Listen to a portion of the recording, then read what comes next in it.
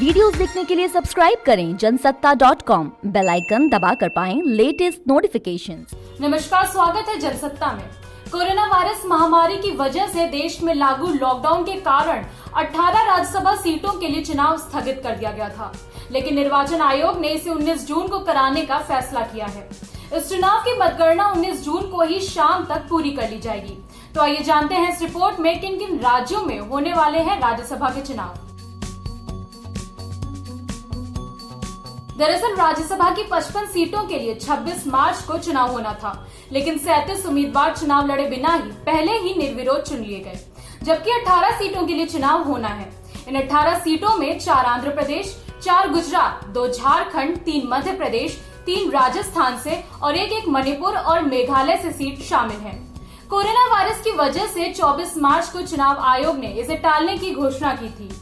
तब चुनाव आयोग ने अपने बयान में कहा था कि सार्वजनिक स्वास्थ्य आपातकाल की मौजूदा स्थिति किसी भी तरह की सभा करने की अनुमति नहीं देता है।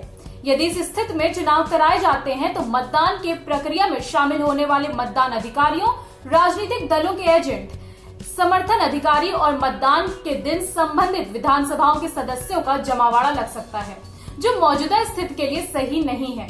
इसलिए इससे संबंधित सलाहकारों के मद्देनजर चुनाव कराना सही नहीं होगा।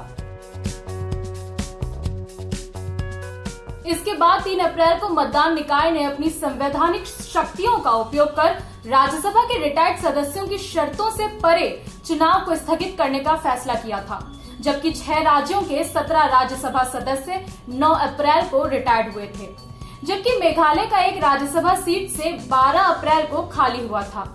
इसके बाद से भारत के संविधान के अनुच्छेद 324 के तहत अपनी शक्तियों को लागू करते हुए चुनाव आयोग ने जनप्रतिनिधित्व अधिनियम 1951 की धारा 153 के आधार पर चुनाव अवधि को बढ़ा दिया था।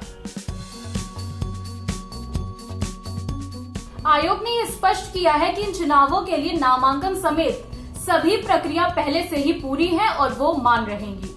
केवल मतदान और मतगणना का काम बाकी है।